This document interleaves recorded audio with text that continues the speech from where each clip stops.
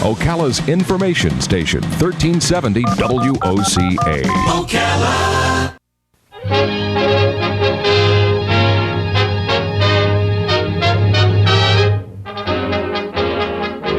God bless America, land that I love. Stand beside her and guide her through the night with the light from above.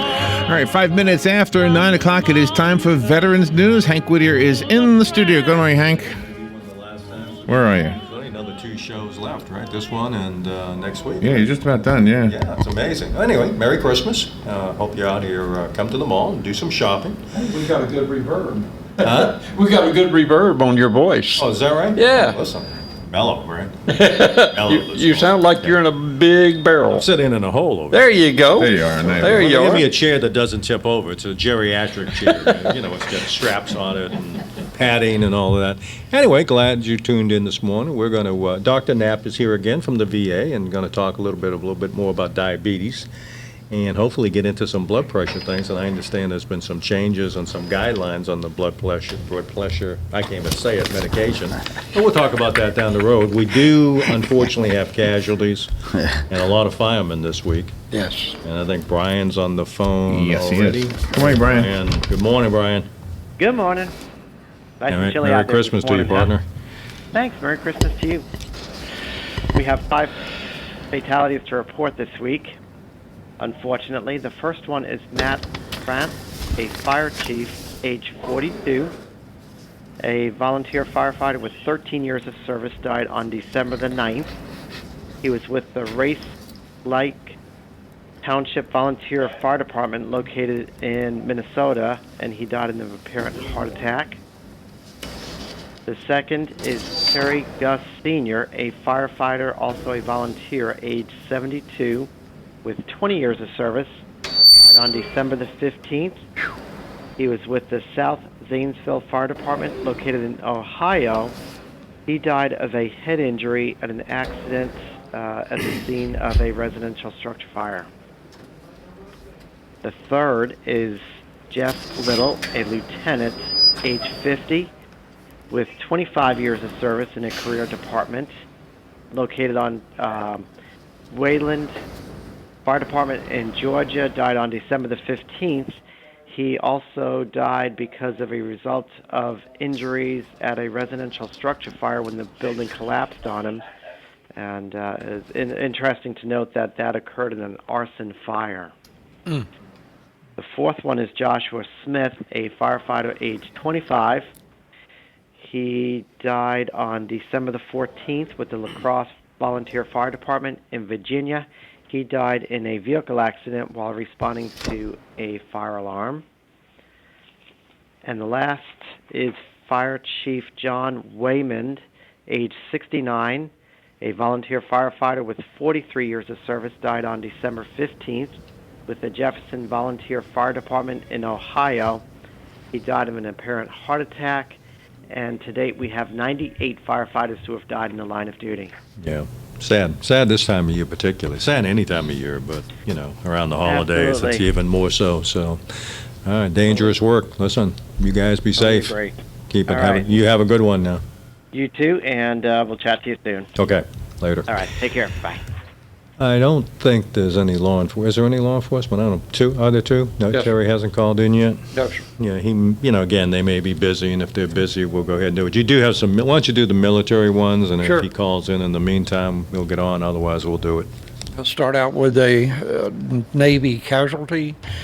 Petty Officer First Class James L. Smith of Huffman, Texas, died December 11th in Lenstal, Germany, from non-combat related incident. He was assigned to a Naval Mobile Construction Battalion out of Shreveport, Louisiana. Another one is a Marine Corps casualty, Lance Corporal Matthew R. Rodriguez, 19, of Fairhaven, Massachusetts, died December 11th conducting combat operation in Helmand Province, Afghanistan. He was assigned to the 1st Combat Engineer Battalion, 1st Marine Division, 1st Marine Expeditionary Force out of Camp Pendleton, California. And those are the two we have, sir. We still don't have, I know a lot of people call me sometimes and ask me why we don't mention some of the recent things I see on the news, and I checked this morning, those American troops who were killed in that helicopter crash have still not been identified by the Department of Defense. I just checked this morning, so, but there'll be 6 more next week for sure. So, in any case, but we do have, the Sheriff's Department might be busy this morning. We do have, you said 2 Yes. law enforcement? First one is Deputy Sheriff Adam Davis out of Bell County Sheriff's Office, Texas. He died, end of watch was Wednesday, December the 11th, 2013, because of a vehicle crash. His age is 36 and his tour of duty was 7 years. And he's survived by his wife and a 10-year-old son. Next one is Trooper David Cuniff, New York State Police, New York. End of watch was December the 17th, 2013. Age is 35, tour of duty was 9 years. He was making a traffic stop of a speeding vehicle and pulled over the road, and he died from impact from a vehicle, well, not missing. He's unreal.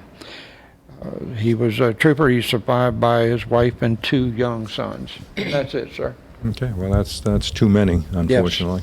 It kind of puts things in perspective. You can't, some of us complain because you can't get a shopping cart at the store, or you can't get the parking space, or you go to find something and it's not in stock and you complain, and then these families are dealing with all these losses. So, again, these folks are out there serving us every day, whether they're firefighters or law enforcement or military. And unfortunately, the casualties continue to mount sometimes. So keep them in your thoughts and your Well, prayers. at this time of the year, it'd be nice if everybody just say, thank you for a good job, well done. Thank you, and give it some thought. Yeah. We say that all year long. We go about our business like nothing's happening, but there are folks every day who are putting their lives on the line. If they're not in military uniform, they're in a police uniform, they're in a firefighter's uniform. You kind of need to think about that once in a while. Not to get depressed about it, but remember there are folks that make your freedoms and your safety possible. So, in any case, we're going to go ahead right into Amazing Grace. No one has anybody local, I assume. I don't recall anything, Want to talk about? sir. Okay, listen. Do Amazing Grace and Taps, and we'll get Dr. Knapp here. We're going to talk about a few things. Amazing grace, how sweet the sound that saved a wretch like me. I once was lost, but now I'm found. Was blind, but now I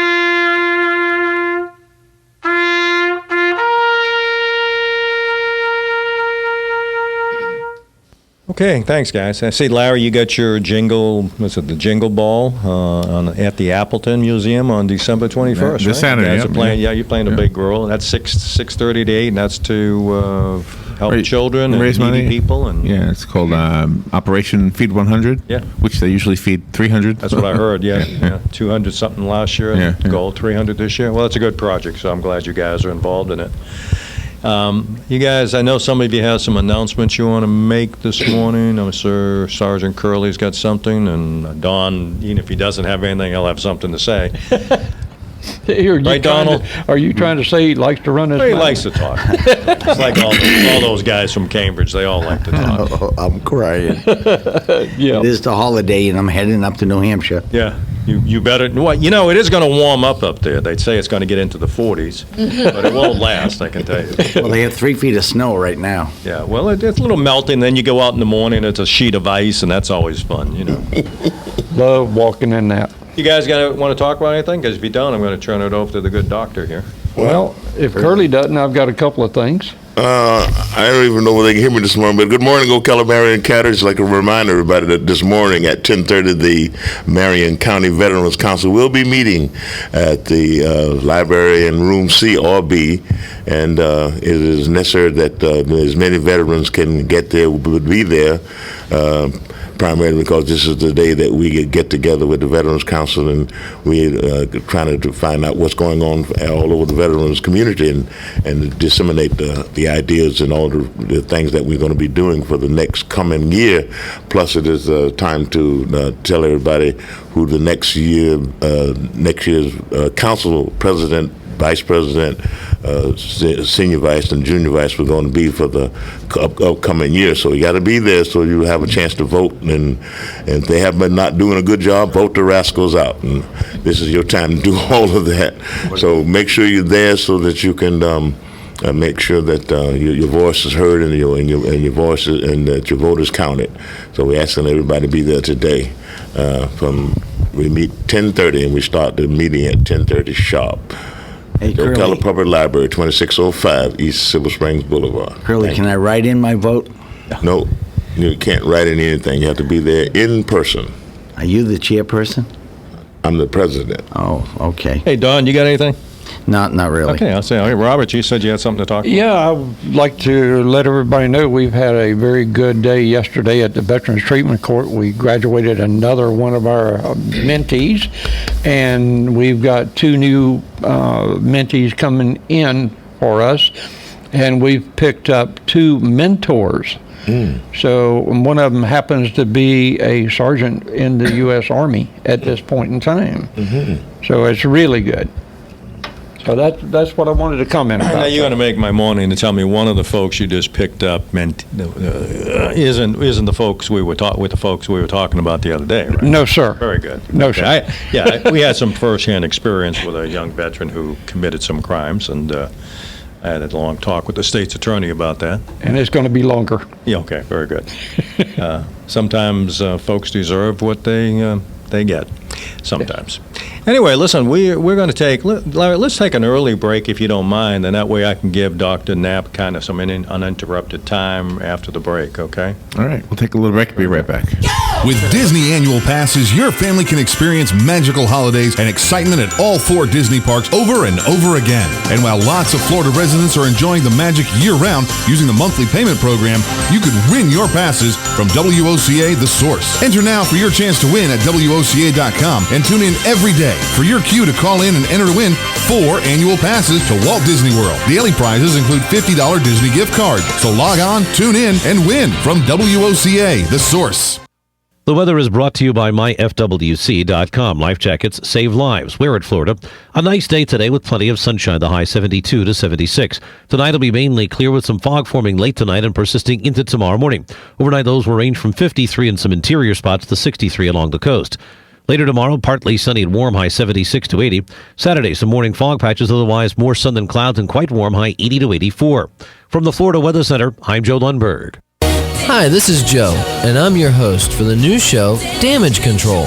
every Tuesday morning at 10:30 a.m. Brought to you by Damage Control Services. We're going to be discussing floods, fires, storm and tree damage, sinkholes, mold, and many other disasters that you need to know about, how to prevent and prepare for them, as well as what to do when it happens and what to expect after it happens. This is Damage Control, Tuesdays at 10:30, right here on The Source. Hi, I'm Tom Ingram, CEO of Gateway Bank, inviting you to drop by our main office on Silver Springs Boulevard every Friday from 3 to 6 p.m. for the Community Gazette, a 3-hour show focusing on our favorite community to live and work, Ocala, Marion County. Come join us with the voice of Ocala, Buddy Martin, in the new old-fashioned bank radio studio as we discuss a variety of interesting topics on the Community Gazette on WOCA, The Source. This holiday service announcement brought to you by Ocala Aviation and your friends here at this station. Let me ask you a question. Are you a bad Santa? Do people cringe before they open your presents? Has re-gifting your gifts become a holiday tradition? Well, you're not alone. According to the internet, someone somewhere did a survey, and it turns out 6 out of 10 gift givers are labeled as bad Santas. If you or someone you love has been diagnosed as a bad Santa, don't despair. There is a cure. It's not a pill or an elixir. We couldn't bottle it even if we tried. So what is this miracle cure for bad Santas everywhere? You'll never guess. So I might as well tell you. It's a discovery flight from Ocala Aviation. Yes, I speak the truth. Once they take to the skies, I guarantee they won't be trying to re-gift this present. A discovery flight will have people singing your praises as the best Santa ever. Never again will you have to attach a gift receipt to your present. For more details about this amazing discovery flight, call Ocala Aviation now. We have operators standing by. 861-7484. 861-7484. And Merry Christmas.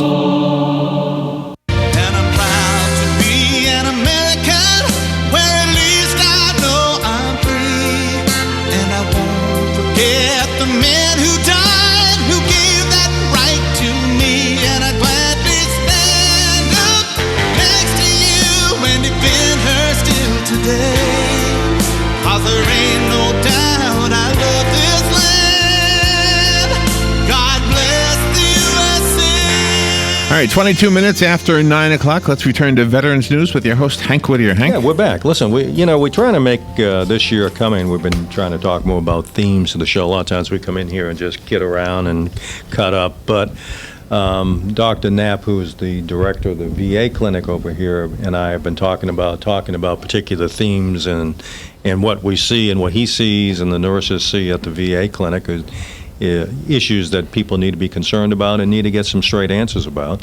And of course, next week I think we have Rick Hurley coming in. He's going to talk about some updates on some of the related issues about filing claims with the VA and other folks. So we'll try to do a little bit more of that this coming year and make it a little bit more interesting for you to tune in. But we did the show last time on diabetes, and we really didn't finish up where I wanted to go, and where the doctor wanted to go with it. So if we could, you got a phone call? All right, we'll take the phone call, but then we're going to ask Dr. Knapp to go ahead and summarize what we talked about last time and then get into some other issues. Go ahead and take the phone. Good morning. You're on the air with Hank. Good morning, Hank. This is Sonny calling. I'd like to wish you guys a Merry Christmas and hope things don't, things improve. And also, I'd like to mention, remember Benghazi. But Merry Christmas, guys. Hey, thank you. Thank you, Sonny. You too, buddy. And Merry Christmas to you. All right, Dr. Knapp. Of course, you were in private practice here in town for years, and you've been with the VA 5 years now? 10 years. Is that right? That long? 10 years. My God, it doesn't seem that long. You've aged a lot. I have, no question about it. Probably double, but anyway, you are the director, and I'm not sure that's the right title, director of the VA clinic here, the CBOC, as they like to call it. And CC is in charge of all the nurses over there, or heads up that whole program. So we talked diabetes, and you really get into some great issues last time, and I kind of like you to summarize where we were and where we went, and then there's some other issues and high points you want to talk about. Well, thank you, Hank. It's our pleasure to be back here. I'm here with Cecilia Malera, who's our chief nurse at the clinic and our diabetic educator, and our nurses do a wonderful job. We talked about a lot of interesting topics last month, and the reason we talked about diabetes is because the statistics are alarming. By the time we're seniors, about half of us will have hypertension, and about a third clinical diabetes, and another third prediabetes. So we had a lot of questions, and if I can summarize from last month, what we talked about is as we all become seniors, we have to watch our diet, specifically watch our weight, not to lose a lot of weight, but whatever we are, not to continue to gain weight. Second, to exercise 30 minutes a day. And in the senior age group, that means walking, coming out to the mall and walking 30 minutes. And then finally, certainly do not drink as much as Hank. Yeah, I don't think any combined in this room you can't drink as much as me. You're talking about water now. That's why they invented the funnel, sir. That's what you were Obviously, for. yeah. There was a time that probably would have been true, but I'm All of us, unfortunately. one of those reform guys. Yeah. You know? Yeah, go ahead. While we're waiting for phone calls, let me start off with a couple more interesting topics that we did not address last month. One of the things we do well at the clinic, and we're going to do better with our initiative in 2014, is our group sessions. And we've begun that with diabetic care. And I'm going to ask Cece, our chief nurse, what about our plans for group sessions, and what have we done in the past with group sessions for diabetics who have had difficulty with their blood sugars? First of all, we do have the diabetic education group, which we have every second Tuesday of the month from 1:30 to 3:30. And for those patients that have uncontrolled diabetes, we in the past have created a shared medical appointment where there's a group of patients that will be seen at the same time. So it's like a doctor visits, but instead of having it individually, it will be the same at the same time, and they have the same issues, and that the issues are going to be addressed by the provider at that time. Okay.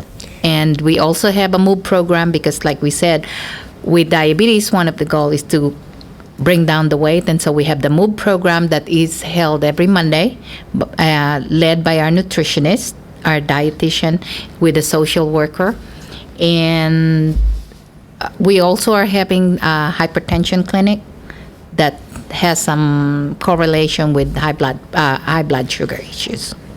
That's terrific. One of the initiatives from Washington is that the clinics are supposed to initiate group sessions, and we do find in the group sessions that each veteran learns from the next veteran. A lot of the group sessions, wives come as well, and it's a terrific learning experience as each person shares their experiences with their illness. I mean, you know, I think we talked about, I don't know if we actually got into some of the numbers in terms of when you need to be concerned or when the doctor's concerned about when you're having a fasting blood test. Okay. For instance, I'll use myself as the guinea pig. I'm always around like 112, 113, 14, something like that, which I guess is elevated, but not enough to be considered a diabetic, but it's in that probably other group you were talking about. You're elevated, it should get down. So what are the ideals? Yeah. And what's the target that we should be shooting for? The goal for a fasting blood sugar will be from 70 to 90 or 100. We'll accept 100. And for you to be diagnosed as a diabetic, it has to be greater than 125, and it has to be repeated. So you have to have 2 consecutive fasting blood sugar readings of greater than 125.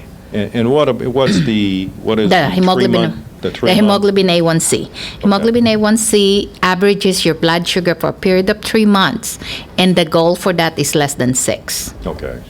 So anything usually 6 or 5.9 or something like that. That's what we want. Yeah, we'll be very happy with that one. Okay. So if people are getting those sort of readings, and even if their doctor's not saying anything to them, they should be concerned and they should strive to get it lower, obviously. Yeah. And they can attend some diabetic education classes that we do offer. And we advise, and in the clinic, once you see the doctor, we always give you a copy of your lab works. And we encourage patients, especially if you're diabetic, to pay attention to your blood glucose levels, your lipids, because we want your lipids to be under control also. So those are the things that we give them, and your creatinine level. So other than weight control, which is major, I guess it's what you eat as well. Right? Mm-hmm. And the dietitian's recommending what? More fruits and veggies and that sort of thing? Concentrate on fruits and vegetables, low carb diet. That, like, when we do give the class, our dietitian emphasizes on carb counting. We show people how to look at the carb contents of what they eat. Each meal, the recommendation for each meal is between 45 to 60 grams of carbohydrates per meal. If you want to lose weight, you go on the lower range, which will be 45. And if you're not concerned about weight loss or weight gain, then you just stay with anywhere from 45 to 60 per meal. And per snacks, you're allowed 15 to 30 grams of carbohydrates. Now, besides going to the doctor, which I hope more people are doing, and particularly veterans, since the VA is available to them, give me some warning signs, that if things, for instance, they say excessive thirst, Well, some of the urinating a lot, that sort of thing. Yeah. Well, some of the signs and symptoms of your sugar being high would be skin dryness is one of the signs, going to the bathroom often and still feeling very tired all the time. Those are some of the signs of your sugar being high. Headache could also be one of the signs. But then for patients that are already diabetics, we have to make sure that they are aware of the signs and symptoms of having low blood sugar. Because that is one thing that we can do something about, we need to do something about. Patients that are taking diabetic medications, we know will bring their blood sugar down, and if they forget to eat or they increase their activities, increased activities will move your sugar from the blood into the cells. And so if your blood sugar drops too low, you will feel certain things like headaches, also dizziness, lightheadedness, feeling irritable, anxious. These are some of the signs, or feeling weak. These are some of the signs that your blood sugar are low. And you feel these things, then you have to check your blood sugar. If it is less than 70 and you're feeling these symptoms, then you have to treat it right away. So one of the best thing that you can do is if you keep those blood glucose tablets in your pocket or close by, you have to take 3 tablets because most of them comes at 5 grams per tablet. You need 15 grams of carbohydrates right away, or sugar, to bring your sugar back If up. you're below 70? Less than 70 and you're feeling these symptoms. Okay, you have to take 15 grams of carbohydrate, or you can drink a regular orange juice or regular soda. And 15 minutes later, check your blood sugar. If it's still low, repeat the process. Or if it's back to normal, then eat the meal that you have just missed. Eat your meal and then go from there. Okay, go ahead, Doc. Yeah, one of the things I'm most proud of working at the VA, coming from the private world, is that at our clinic, we expect all our diabetics to have glucose monitors. They're free at the VA, and blood pressure cuffs. So our average diabetic who's on oral medications or insulin would be checking their blood sugars, monitoring their blood sugars at least every other day, so they would know, Hank, if their blood sugars are getting out of control. At the same time, checking their blood pressures a couple times a week, as well as having seen our dietitian, having diabetic education. And again, in the private world, it's very hard to get these classes set up and to refer your patients, but we have them right here at the Cascades, and they meet every day. Okay. You had some issues that you wanted to kind of lead into with the diabetes and blood pressure. Well, I have a kind of a long answer. I gave my opinion last month that I felt in my reading that diabetes and hypertension was co-linked. And what I did for you, I did a lot of legwork. I asked about a half dozen physicians in the community what they thought. And their thinking was that it really depended when the blood pressure developed in a diabetic. Was the diabetic hypertensive before they developed diabetes or after? So then I contacted Dr. Femister up in the VA hospital, and he does comp and pen, which is way above my pay grade. And Dr. Femister apparently has a huge book, and he tells me it's very complex when they're making the service-connected disability percentage with that. And sometimes the hypertension is connected, sometimes it's not, and it depends upon comorbidities, when the blood pressure started to rise in relationship to the diabetes. So to answer that question, we would refer our veterans to Comp and Pen. And I was getting all these answers. It reminded me a little bit of coronary artery disease. If you remember, for 50 years, coronary artery disease was not an Agent Orange disease. And it's been in the last several years that now, if you have coronary artery disease, you've had a heart attack, and you've been exposed to Agent Orange, now the VA recognizes that that is an Agent Orange relationship. So I think things evolve, and it made me also think they evolve pretty slowly, but we're kind of used to that. Okay, all right.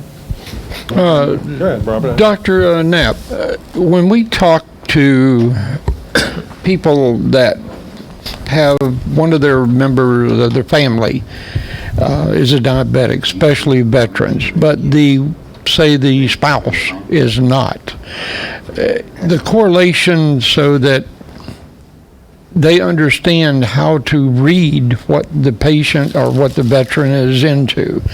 How do we help them understand how to limit their intake of sugar from the foods that we give them?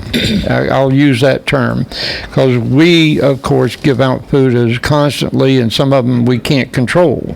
But how do we limit that? Well, what you're saying is he doesn't want to come to our coffee room. Exactly. See what we're doing, right? You're right. A lot of coffee and a lot of pastries, and you know, I think we're responsible for Don being about 20 pounds overweight. And he likes those chocolate eclairs. You know.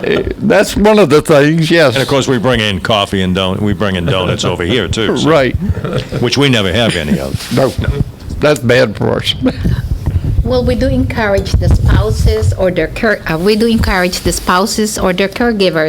to come with the veteran when they come for their diabetic education or when they come for their doctor's appointment. They can come with them, and nurses and doctors do the education, but the nurse is able to teach them about what diabetes is all about and how to control the servings that they're having. That's very important, is the serving size. Mm-hmm. Okay, and I notice, and I have a wife that has diabetic problems, and she thinks it's a joke when it's going sporadic in the numbers, and I keep telling her, every time that spikes and goes down, it hurts you, and it may cost you a toe, it may cost them another couple of gray hairs, or whatever. So this is what they need to understand. It affects their total metabolism. And this is what I try to get across to them. So if I'm doing something wrong, tell me I'm doing something wrong, and I'll correct me. Yeah, but we do encourage the caregivers and their significant others to come with them. Fantastic. And in the especially when we do the classes. And Good. we do offer cooking classes. Our dietitian do have a cooking class. Yes. That they can Thank attend. you. And you're correct, Robert, by the better care that veterans and all patients are getting in this country, the complication rate has been dramatically decreased. I was practicing in the 1970s, and now we rarely see any diabetic who loses a toe or part of a foot. 30, 40 years ago, that was extraordinarily common. And I don't know if you watched the news last night, but they were putting out some statistics that the incidence of stroke in this country in the last 20 years has gone down 70%. So by good diabetic care, good blood pressure control, the complication rates are just going down dramatically, at least in this country. Yeah, that's fantastic. Now, is that because of an introduction of better control, or the statin drugs and things like that? Combination. That's correct. Hank, I think it's a combination. I relay it mostly to the statin drugs. If you look at statistics of coronary artery disease, stroke around the world, in some of these countries that are developing, India and China, where fast foods are just taking off, their incidence of diabetes is incredible. The last statistic I saw, we only have 300 million people that live in this country, but in India, they have 300 million diabetics and are expected to have 500 million diabetics in the next 20 years because they're changing to our lousy Western diet. Whereas in our country, I think we're better educated, everybody is more health conscious, and the statin drugs in the last 20 years have really taken off. Yes. So I think they're at a different part of their health education than we are. And I'll tell you one funny thing before I stop is the largest Kentucky Fried Chicken in the world is in Beijing, China. Wow. They love Kentucky Fried Chicken, and what I read in the paper was that one restaurant, they go through 30,000 chickens a day. Wow.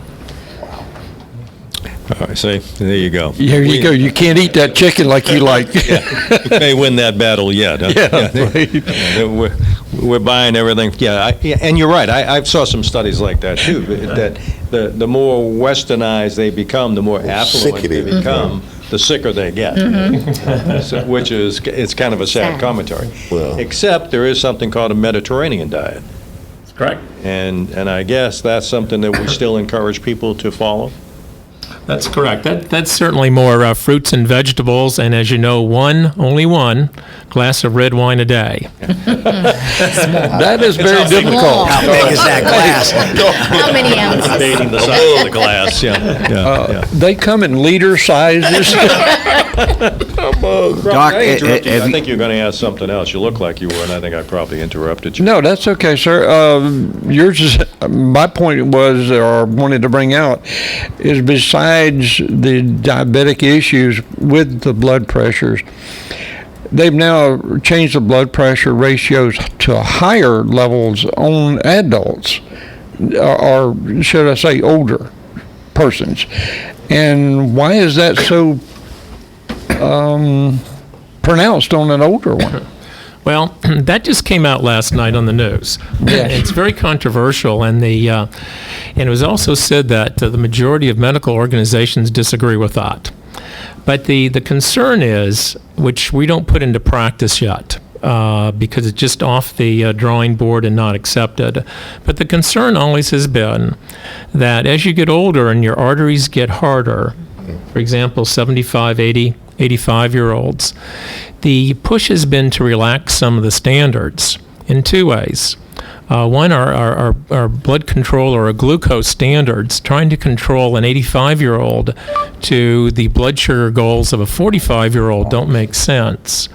And trying to control the blood pressure of an 85-year-old that has harder arteries or stiffer arteries to that of a 40 or 50-year-old, again, doesn't make sense. So we've been trying to loosen up the goals for anyone over the age of 80 just for the safety. We don't want to lower blood pressures or blood sugars too low in an 80 or 85-year-old and have them actually pass out or have a stroke. Last night on TV, the proposed goals were to do this in anyone over the age of 70, and I think there's a lot more work and a lot to be said before we actually institute that. I agree. I look at it from a standpoint that most of us don't understand the blood pressure, diastolic, systolic, and they don't understand the pulse rate. And pulse rates are very important to a person's health. The higher that pulse rate, the harder your heart is working. And people don't understand that. They got to keep their pulse rate down in order to have the proper blood pressure on their system. But you can explain it far better than I can, I'm sure. Well, again, at the VA, we're very proud of what we're able to offer. We do expect all our patients who have hypertension to have a blood pressure monitor. Not only check their diastolic and their systolic, but also their heart rate. Secondly, we have the blood pressure classes. We have a pharmacist who sees our patients with difficult to control blood pressure, which is defined as being on more than 3 blood pressure medications. And we have the group classes. So we have all the education, but you're exactly right. Good. But wouldn't you have a problem if you're trying to control your heart rate and blood pressure, and you encourage people to work out, And it's natural. When you start working out, your blood pressure goes up and your heart rate goes faster. So how do you balance that? Well, having in my prior experience, I ran a pulmonary cardiac rehab program and developed it from scratch over at Citrus Memorial down the street. And our patients that have comorbidities that are severe were monitored. And we specifically would check blood pressures and heart rates to make sure that they went up with exercise, but as you just stated, not to a dangerous level. For example, I'll just give you a ballpark figure. If you came to me and looking at you sitting there and knowing that Hank says you eat donuts every day, and you wanted to start a exercise program, what I would suggest is that you get over to the mall here, you start walking maybe 15 minutes a day for the first couple of weeks, work up to no more than 30 minutes a day. And if you checked your pulse, I'd recommend that your pulse probably not go higher than 100 or 110. So everything in moderation. Yes. So let me ask you another question, Doc. Muscles, enlarged muscles around your heart, what causes that? Almost all the time enlarged muscles around your heart. If you think about it, muscles hypertrophy if they're doing more work. And almost all the time it's hypertension. By the time you're age 70, 50% of Americans are on blood pressure medication. By the time you're age 80, it's almost 100%. So if you have uncontrolled hypertension, that is the primary cause of hypertrophy. So we want to really check blood pressures before they get out of control. Then the other element is the word stress. Goes high into that categories. Am I right, Doc?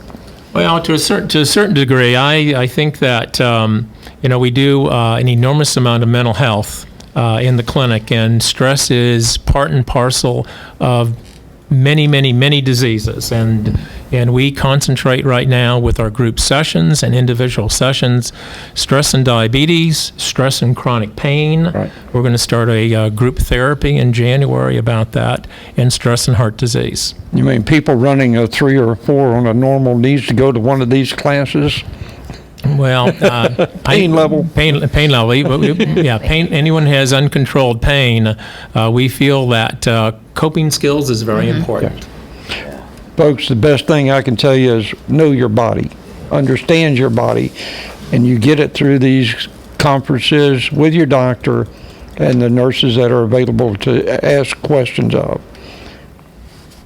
Hey, Doc, I have a question for you about a diet. Knives over forks. What? What's that? Have you ever heard of that? Mm-mm. Well, knives over forks is it's a diet that they used in Asia, and there was a big study done, and they show that if you use and eat more vegetables and fruits and stuff, your just overall health is going to be better. Now, I've been on that. It's sort of like a vegan diet. I'm not a true vegan. I'll eat meat if my wife isn't around. But I've lost 45 pounds on that diet, and I still feel good. And the food, instead of having meats in all my food, like lasagna or stuff like that, we have other ingredients she puts in there, but it's got protein in it and all that. So you haven't heard about that? So. No, have I seen that either. Sorry, I'm not familiar. I think you need to look it up. Knives over forks. Well, Knives over forks? Yes. I don't want to say that. When did you lose this 45 pounds? Before he come to us. It's sad. It really is, Larry. I work so hard to lose this weight. It's sad. I lost it on my way down from Washington, D.C. Does Linda listen to the show? Because I'm about to expose you for what you're really doing when she's not around. Go to Cody's. Okay? Now, you may eat well at home. You'll never see me at Cody's. Yeah, I've seen you a few places. But I'm sure you're doing better than you used to do. I'm sure you are. Yeah, go ahead. Again, in the theory that we do a lot of things really well with the resources that we get from the Veterans Administration, I want to touch base on one thing that we do, insulin teaching. I have 2 patients in the last 2 days that need to get started on insulin. And when I was in private practice, this was always a big issue. But Cece has a system set up, and I'm going to ask her, what am I to do with my patient today who needs to get started on insulin? How do we handle that? You just refer them to your nurses. All nurses are familiar with insulin teaching. We can teach the patient how to self-administer the injection. And if they don't feel comfortable the first time, we can make them a nursing appointment. They come over to the clinic and we do the administration with them. So within a couple of days, they can be on insulin and off to the races then? Yes. Right. I did want to, we have only a few minutes left. I did want to address a couple other issues here. This is our flu season.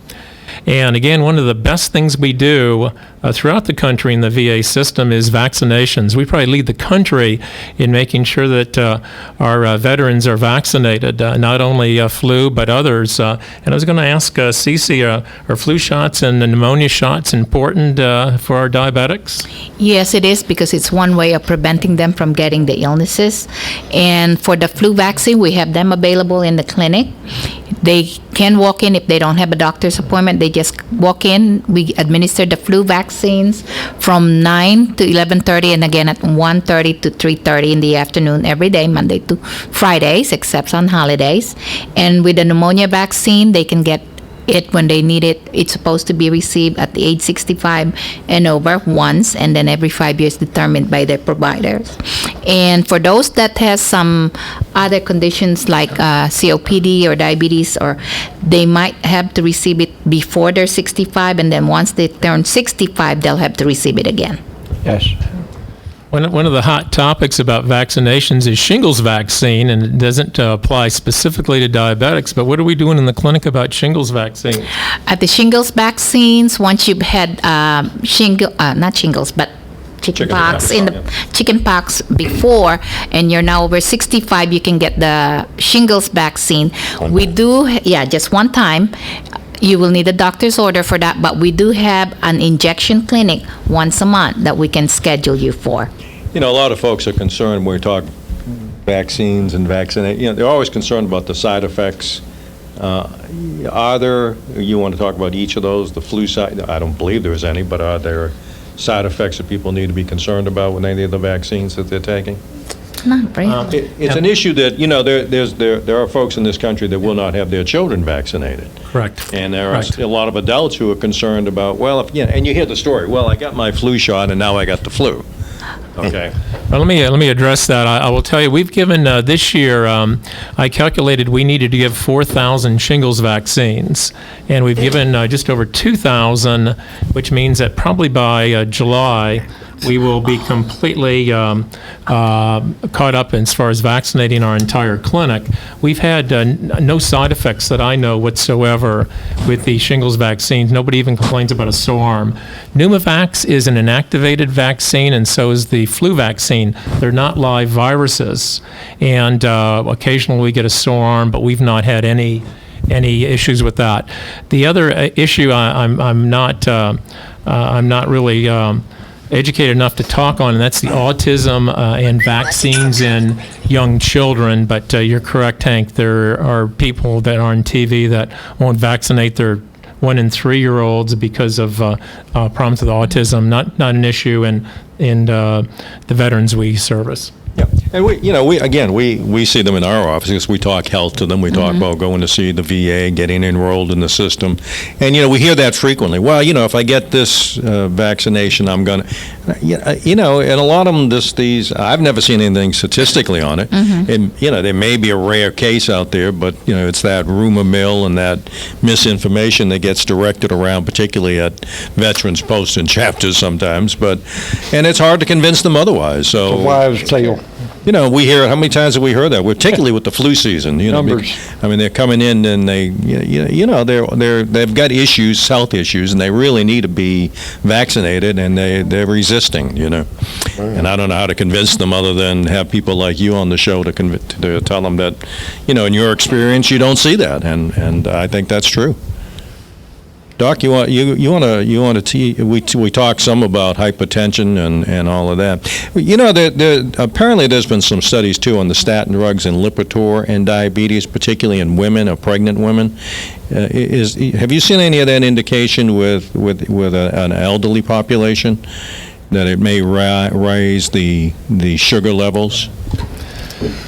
Well, I can tell you that most physicians who've seen the data, that it's an epidemiologic data that when you place individuals at risk for diabetes, hypertension on statin drugs, it may increase your risk of diabetes. What most physicians think is it's a comorbidity. For example, we're placing an average of 70, 75, 80-year-old individual on statins who's a pre-diabetic, who has hypertension, overweight, doesn't exercise, trouble with the diet, and lo and behold, after 6 months, they develop some mild diabetes. We think it's an association, Hank. I thought you were going to ask me about statin drugs and the development of dementia. And there actually is some data out there that suggests some memory problems with statin drugs. But I can tell you that probably the primary cause of dementia, Alzheimer's, and multivascular disease. Statins help prevent that. So it probably is worth your while to go on statins anyway. But we're not really taking many patients off statins because of diabetes. We're placing them back on statins with the diabetes. What about females that come to you who may be pregnant? Would you have them on statins? I can't remember offhand whether we have to stop the statins in young women who may be pregnant, but if we have our pregnant patients are 20 to 30 years old, and that patient population is not on statins because they're not really old enough to develop the problems with their cholesterol. I will tell you that whenever I have a pregnant patient, I worry tremendously about the medications, and before I would prescribe even something simple as Benadryl or Sudafed, I always get on the computer and check every single thing religiously. Yeah. How many female veterans, it's off track a little bit, but how many female veterans are seen at the clinic? Yeah. We have 9,000 patients, veteran patients, and we have just under 500, but that's increasing. And one of our new physicians who's coming in January is the director of the women's clinic at the Lowell Prison, and he's in charge of 1,000 women. And so he's quite versed in women's health, and we're kind of excited to have him come to the clinic. We already have 2 other physicians that do women's health. Yeah, I think for us at the VETS program, that is one of the big changes I've seen over the last 10 years is the number of female veterans now that we're dealing with, which brings a whole set of different problems, and I'm sure medically they do too. But the older vets out there didn't experience that. They probably never served with females, but now it's happening because so many women are in the military, and of course they're getting out and then coming to the VA. Another thing we're doing well because of this is several years ago when I was in the VA, if a female veteran wanted a PAP or pelvic, they'd have to go to Gainesville. All clinics do this now. We're all set up. Your doctor's set up to do that, so we don't have to have our veteran patients go up to Gainesville. Things can be done locally. Okay. Hey, listen, I know there's a lot of other directions you wanted to go, and we kind of always run out of time. You didn't get the phone calls today, but that's sometimes you get them, sometimes you don't. Maybe because we couldn't shut Don up. He had so many questions to ask you. He was in my office the other day. He must have ran. How many times did you go to the bathroom the other day? 3, 4 times in an hour? 4, yeah. So I said, listen, I don't know what's going on with you. That was on your side. Yeah, well, I think I was just making him nervous. That's exactly. But anyway, listen, I want folks to take care of their health. I mean, that's everybody, but particularly veterans. And you got the VA here. And, I've mentioned many times that the good doctor here in CC are some of the good people over there, and they do good stuff. We sometimes criticize management, but I seldom criticize the folks who are directly involved with the veterans. And you've brought a lot of changes over there, Dr. Knapp, and we appreciate all the things you guys have done. And I've complimented you a few times, so we'll keep it up. Really, it's real. Yeah. Usually when you write me a check, if you write enough checks to me, I'm very nice to you. But listen, we're about ready to sign off, and I'm sure on behalf of everybody at the radio station and all the vets and all the folks at the VA clinic, just want to wish everybody out there a Merry Christmas and a happy holiday, and be safe, and thank you for your service. And like we say every day, God bless America, everybody. Thank you.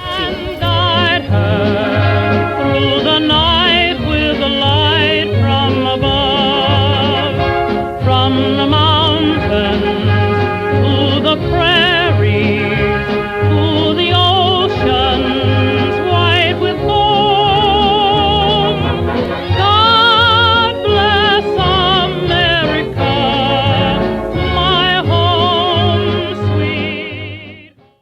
Ocala's information station, 1370 WOCA. ABC News Now. I'm Karen Chase. If you shopped at Target recently, keep a close eye on your credit and debit account records for unauthorized activity. Target says 40,000 card numbers were stolen.